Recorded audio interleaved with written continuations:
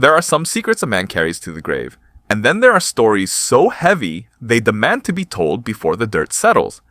In my 84 years on this earth, I've only shared this sequence of events 4 distinct times. The first was to my wife on a quiet winter evening in our kitchen. She smiled gently and told me I was losing my mind. The second was in the summer of 1974, when a persistent investigative reporter tracked down my home phone number looking for rumors out of Sacramento. We spoke for an hour, but that article never saw the light of day, pulled by editors who assumed it was nothing more than a localized prison myth. The third time was to my son on the morning of his 18th birthday, handed down to him like an inheritance because I judged him finally mature enough to grasp the weight of it. Now, I am handing it to you. I will deliver this chronicle precisely the way it lives in my memory, advancing step by agonizing step, without skipping a beat or rushing the details. In a narrative like this, the moment you alter a single syllable or embellish a fraction of the truth, the structural integrity of the whole thing collapses. Besides, this account doesn't require artistic decoration. The events of that sweltering Saturday afternoon decorated themselves far better than any writer ever could. My name is Ray Cooper. For 32 years, from the dawn of 1960 until my retirement in the winter of 1992, I wore the uniform of a correctional officer at Folsom State Prison in California. My badge number was 2241. For 11 consecutive years of that tenure, my daily reality was confined to the echoing corridors of Block D. To the outside world, Folsom was tough, but to those on the inside, Block D was a separate kingdom entirely. It was the designated holding area for men who simply could not coexist with the general population. These weren't just standard criminals, these were individuals too erratic to predict, too volatile to manage, or too physically massive to control within ordinary containment units. And when I speak of men who were too massive, I am genuinely referring to just one individual. One man who redefined the baseline of human scale. His name was Tommy Russ. To comprehend the sheer impossibility of what transpired on September 11th, 1971, you must first comprehend the anatomy and the spirit of Tommy Russ. Without Tommy, the events lose their gravity. Without understanding the sheer physical reality of what he was, it is impossible to appreciate what a visitor from Los Angeles did to him, and, more importantly, what that visitor did for him. Tommy was transferred to Folsom in October of 1958. I hadn't yet put on the badge, but the veteran guards who witnessed his arrival spoke about that afternoon for decades. They described it with a kind of hushed reverence, like an event lifted from a fever dream. A heavy federal transport vehicle had backed up to the intake facility. When the 2 U.S. Marshals unbolted the heavy rear doors, a figure emerged into the California sunlight that defied biological expectation. He stood 8 feet, 3 inches tall. The intake sergeant on duty that day was a hard-nosed veteran named Dale Finch. Dale later told me that the moment Tommy's boots hit the gravel, his fingers went completely limp, dropping his regulation pen onto the desk. He just stared. His mind, he admitted, went entirely blank. It was the psychological shock of encountering something for which your brain has no pre-existing filing cabinet, no logical category. He wasn't looking at an exceptionally tall basketball player. He was looking at a man-shaped monument that had outgrown the definition of humanity. Tommy was only 24 years old when he entered our gates. He was a farm boy from the rural outskirts of Bakersfield, raised on a working cattle ranch. Biologically, his lineage offered no explanation for his stature. His father was a sturdy 6'1", his mother, a practical 5'8", ordinary, hard-working people. Tommy, however, had been dealt a rare hand by nature, a severe pituitary abnormality. A tiny gland nestled deep within his skull produced human growth hormone continuously, refusing to switch off when his adolescence came to a close. By the age of 12, while other boys were navigating middle school, Tommy was already 6 feet, 5 inches tall. By his 16th birthday, he had cleared the 7-foot mark. When he turned 20, he weighed well over 300 pounds and stood at 8 2. The growth finally arrested itself at 8 feet, 3 inches. The medical community in Sacramento couldn't provide a definitive reason for the sudden halt. His biology had simply decided, on its own terms, that it was finished expanding. Growing up in a world built for normal sizes was a prolonged, silent torment for Tommy. Traditional schooling became an structural impossibility. Standard school desks snapped under his shifting weight. Standard chairs couldn't support his frame.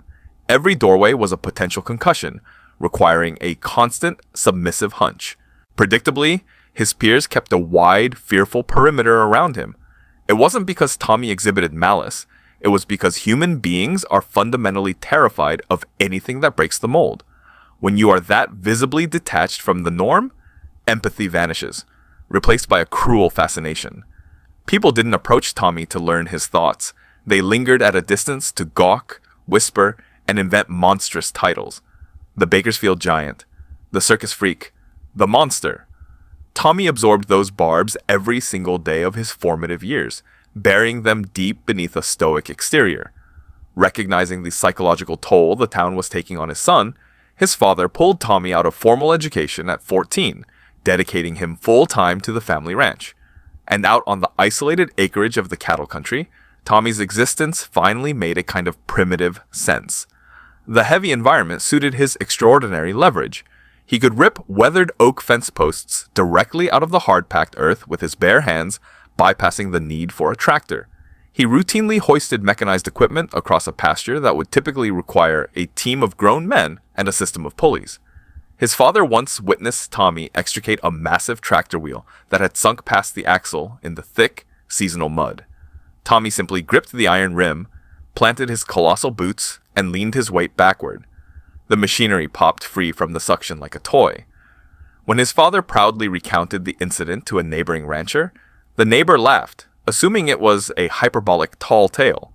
His father didn't laugh. He knew the terrifying reality of the strength dwelling under his roof. It is vital to recognize that Tommy Russ was not inherently violent. In fact, he was entirely the opposite. He was a quiet, fundamentally gentle soul, the sort of man who would consciously alter his stride to avoid stepping on an anthill in the driveway. But the world outside the ranch refused to leave his gentleness alone. It kept propping him up as a target, mocking his proportions, and treating him like an apex predator that had wandered out of the wilderness. The breaking point arrived one humid night in a diner on the outskirts of Bakersfield. A group of local laborers, fueled by alcohol and a desire to perform for the crowd, targeted Tommy while he was sitting quietly at a corner table with a young woman from a neighboring farm. They escalated from whispers to open jeers, eventually crowding his table and physically shoving him. Tommy tolerated the insults, but when a hand roughhoused his shoulder in front of his companion, the survival instinct took over. He shoved back. Just once. A single, unrefined movement of his arm. The force of that solitary push sent both men airborne. One crashed violently into a parked sedan outside the diner window, suffering a shattered collarbone and a compound fracture of his arm. The second man struck the concrete pavement head first, his jaw fracturing in multiple places. Tommy didn't flee the scene. He didn't try to hide his strength. He simply sat down on the curb, buried his massive face in his hands, and wept while he waited for the sirens to approach. That was the true essence of Tommy Russ. A gentle giant who never desired the destructive potential the world had forced into his bones. The judicial system showed little leniency, sentencing him to 15 years. The presiding judge spent a long, agonizing minute just staring at Tommy before delivering the finalized verdict. Years later, when I pulled the archival court transcripts out of curiosity, I found the judge's exact words. He wrote, "I do not find evidence of malicious intent in this defendant. However, the sheer magnitude of destruction he can inflict with a single unthinking gesture makes him an inherent hazard to the public safety. 15 years at Folsom." When Tommy crossed the threshold of our institution, Folsom had to structurally adapt to his presence. There was no alternative. His cell in Block D was a custom engineering project, expanding into double the width of a standard unit by removing an interior stone divider. The standard cafeteria seating was entirely useless, so the maintenance crew took heavy structural steel and welded a dedicated bench directly into the concrete floor. It became his designated station. No other inmate ever dared to sit there, even when Tommy was nowhere near the hall. The standard issue denim uniforms didn't exist in his proportions. forcing the prison tailor to hand-stitch his clothing from raw bolts of fabric. He was allotted exactly 2 pairs of pants and 2 shirts. His boots had to be specialty ordered from a medical fabrication house in Sacramento, a staggering size 21. The order caused such bewilderment at the warehouse that the regional manager placed a direct call to the warden to verify that the numbers weren't a clerical typo. Out in the recreation yard, Tommy occupied an entirely unique sociological space. For 11 years, from my elevated vantage point on the perimeter, I observed his daily movements. What I witnessed defied the typical prison dynamic. He wasn't a shot caller, he didn't extort the weak, nor did he participate in the institutional politics that governed the blocks. He simply existed as a physical fact. His mere presence altered the geography of the yard. Whenever Tommy decided to walk from the shadow of the wall toward the center concrete, a path cleared automatically. It required no shouting, no posturing, and no threats. Inmates would instinctively shift their trajectory mid-stride, the exact way a driver drifts toward the shoulder when a multi-axle freight truck roars past on a narrow highway. It was a primal, unconscious reflex. The human brain houses an ancient survival mechanism that commands you to clear the path when an absolute anomaly enters your field of vision. Yet, despite his passivity, conflict has a way of seeking out the largest target in an environment like Folsom. Young, ambitious inmates would arrive with reputations to solidify. Gang factions felt they couldn't maintain their prestige if they appeared intimidated by a solitary figure. Over my 11 years in Block D, I watched men attempt to test Tommy exactly 17 times. Every single encounter concluded within 2 seconds. There was no cinematic back and forth, no prolonged exchange of blows. Tommy would simply reach out, grab an arm, or deliver a singular counter push, and the challenger would be horizontal on the concrete before their nervous system could process the impact. It wasn't a martial art, it was basic, unyielding physics. The sheer calculation of 412 pounds traveling at the speed of human reflex. Every encounter resulted in the challenger being carried to the infirmary on a stretcher, and every single time Tommy would calmly return to his welded steel bench, sitting down in absolute silence as if nothing had occurred. In all 17 incident reports I was required to file, I utilized the exact same phrase. Inmate Russ neutralized the physical provocation using minimal necessary force. I used that specific word, minimal, because Tommy never indulged in unnecessary violence. He did the absolute bare minimum required to stop the threat, one grasp, one shift of his weight, and the issue was resolved. That was what made him truly haunting to the population. He wasn't driven by rage. He wasn't a madman out of control. He was simply so massive that his absolute minimum effort was equivalent to another man's catastrophic maximum. By the arrival of 1971, Tommy had spent 13 uninterrupted years behind our walls. His reputation had evolved past the status of a legend. It had settled into an immutable law of the institution. He was as permanent as the granite blocks, as unyielding as the iron gates. He was part of the very architecture of Folsom Prison. And then, a single piece of mail arrived on the warden's desk, and the architecture began to crack. The catalyst arrived on a crisp Tuesday morning in the first week of September. It came packaged in a standard, crisp, white government envelope bearing the official blue seal of the California Department of Corrections. Our warden at the time was a man named Bill Hogan. Hogan was a pragmatic, no-nonsense administrator who had spent 25 years climbing the ranks of the penal system. He wasn't an ideologue, he was a realist. His entire management philosophy could be summed up in a single sentence. Keep the perimeter secure, keep the meals on time, and keep the dynamic predictable. He detested surprises, and he harbored a deep-seated suspicion of any policy that originated from the bureaucratic desks in Sacramento. However, the early 1970s marked a period of cultural and institutional transition. The state headquarters was heavily promoting a series of progressive rehabilitation initiatives. Their latest concept involved introducing outside civilian instructors into maximum security facilities to conduct workshops focused on mental discipline, physical conditioning, and personal focus.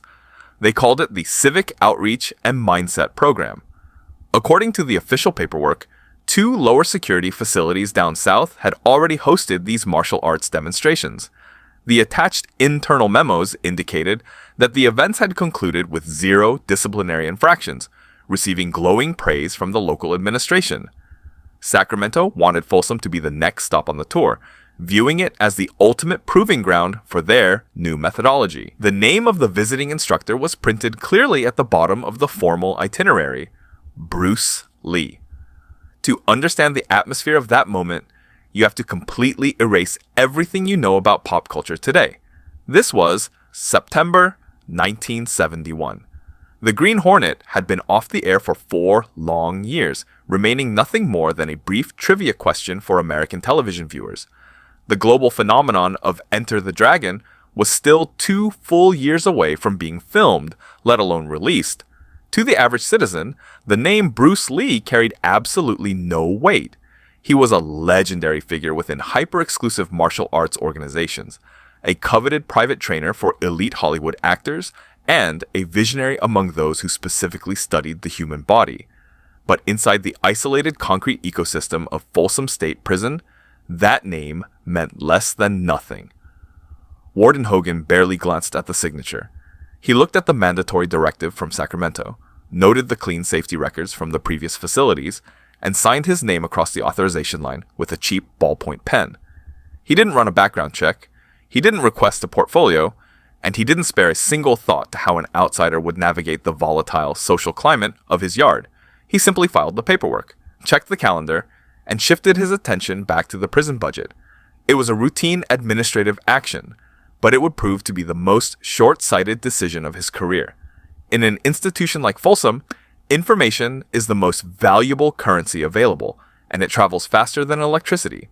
The administration believed the scheduled demonstration was a strictly classified matter until the weekend, but they consistently underestimated the surveillance capabilities of the inmate workforce. The leak occurred on Wednesday morning, courtesy of the kitchen crew. An inmate named Bobby Silva, who was serving a life sentence for armed robbery and worked the morning food preparation shift, happened to be wiping down the stainless steel counters near the rear loading dock.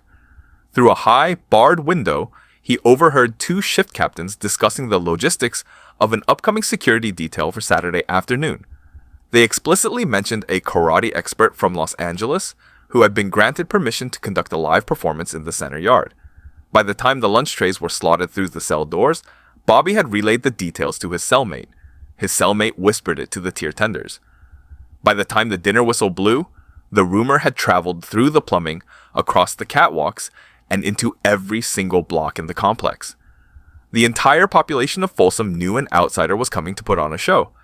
And that is when the institutional betting pool began to form. Gambling is strictly prohibited under prison regulations, a rule that every officer is technically required to enforce with 0 tolerance. But when you've spent over a decade working a place like Block D, you develop a practical understanding of survival. You learn when to assert authority, and you learn when to look directly at the wall. If you try to confiscate every single cigarette or note that changes hands across 500 desperate men, you create an environment of constant friction that will eventually ignite into a riot. You learn to read the room. The wager that swept through the blocks that Wednesday night was beautifully simple. The inmates weren't betting on whether the martial arts visitor would win a physical altercation against Tommy Russ. That wasn't even considered a variable. To their minds, Tommy was an unmovable force of nature. The only mathematical question up for debate was the exact duration of the encounter.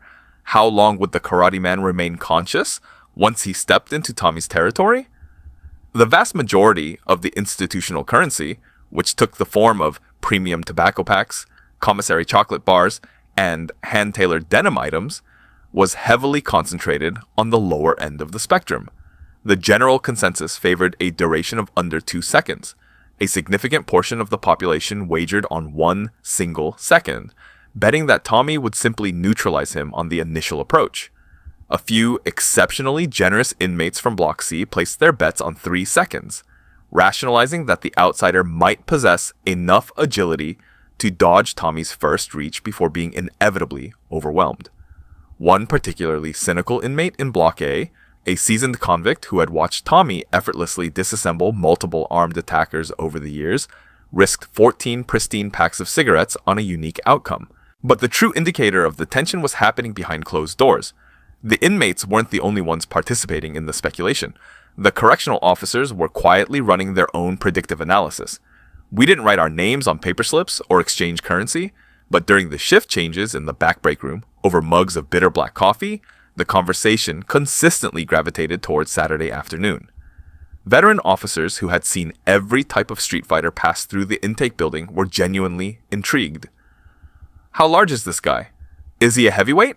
How fast can he actually move his hands? Does he have any idea that Tommy Russ exists in this facility? Nobody said the words out loud to the supervisors, but a shared realization settled over the staff. Saturday afternoon was going to be an unprecedented spectacle, and whether the visitor liked it or not, Tommy Russ was going to be the main event. On Thursday morning, I was assigned to my standard rotation, the early morning head count in Block D. The concrete corridor was cold, smelling of industrial floor cleaner and damp stone. At exactly 6:15 a.m., I walked past Tommy's double-width cell, sliding my flashlight beam across the bars to confirm occupancy. To my surprise, Tommy was already wide awake. Typically, he would remain under his heavy, custom-stitched blankets until the first bell sounded, conserving his energy. But that morning, he was sitting perfectly upright on the edge of his reinforced steel bench. His feet were planted completely flat against the concrete floor, his massive hands resting heavily on his knees. As I walked past, he did something he almost never did in 13 years of incarceration. He lifted his chin and made direct, unblinking eye contact with me. I froze in my tracks. The sheer presence of Tommy looking directly at you was enough to make your pulse jump. "Cooper," he said. His voice didn't sound like a normal human voice. It was a profound, resonant baritone that seemed to vibrate through the floorboards and echo down the entire length of the empty tier, like a pipe organ playing a low note in an empty cathedral. Protocol strictly required me to maintain a professional distance, complete my count, and discourage any informal conversation with high-risk inmates. But curiosity got the better of me. I lowered my flashlight to my side. "What's on your mind, Tommy?" I asked quietly. "I heard a rumor during the evening yard rotation," he said, his expression completely unreadable. "They say a man is coming here this weekend, a fighter from the outside." I hesitated, checking over my shoulder to ensure the floor sergeant wasn't patrolling the nearby corner. "It's not a match, Tommy. It's a civilian martial arts instructor doing a demonstration for a rehabilitation program. It's an exhibition, nothing more." Tommy was silent for several long seconds, his massive chest rising and falling beneath his hand-stitched shirt. Then, he asked a question that completely caught me off guard. "Is he good?" The two words were spoken with a profound, serious tone. There wasn't a trace of arrogance in his delivery, no undercurrent of a threat, and no institutional bravado. It was an entirely different emotion, something I had never heard from Tommy Russ in all my years of supervising his confinement. It was pure, unadulterated curiosity. I looked at him honestly. "To tell you the truth, Tommy, I don't know much about him. His name is Bruce Lee. I believe he runs a school down in Los Angeles." Tommy nodded his head with a slow, deliberate gravity, processing the information. Then, he delivered a line that I still remember clear as a bell 50 years later. "I hope he is good, Cooper. It has been a very long time since I have seen something new." I walked away from his cell that morning with an unsettling sensation tightening in my chest. For over a decade, Tommy had existed as a human machine, breathing, eating, walking, and enduring his sentence in absolute, predictable silence. He had never requested a visitor, never participated in a religious service, and never expressed a single moment of interest in any recreational program the state offered. But now, for the first time in 13 years, something deep inside the giant had officially woken up. Meanwhile, 300 miles to the south, in a modest home situated on Roscommare Road in the Bel Air neighborhood of Los Angeles, Bruce Lee was preparing for his journey. His routine was disciplined, methodical, and entirely devoid of ostentation. He opened a simple canvas duffel bag and placed his essential gear inside: a pair of flexible, thin-soled black training shoes, a clean white cotton shirt, lightweight black cotton trousers, and a small white towel. He didn't carry protective armor, he didn't bring weapons, and he didn't pack promotional materials. He expected this assignment to be identical to his previous experiences. He had visited San Quentin back in March and Vacaville in June, both of which had resulted in highly respectful audiences, disciplined demonstrations, and polite philosophical questions from the inmate populations during the post-event discussions. He assumed Folsom would follow the exact same template. At precisely 6:30 a.m., just as he was zipping the canvas bag, his telephone rang. The caller was James Coburn, the iconic Hollywood actor, a dedicated martial arts student, and a close personal friend who had trained intensely with Bruce for 3 years. Coburn understood the limits of human movement, and he understood exactly what Bruce was capable of achieving better than almost any civilian alive. "Jimmy," Bruce said into the receiver, his voice energetic and alert. "I'm heading out the door in an hour, taking the drive up to Folsom Prison. I should be back by early evening." There was a distinct, heavy pause on the other end of the line. Coburn didn't respond with his usual casual banter. When he finally spoke, his voice was entirely serious.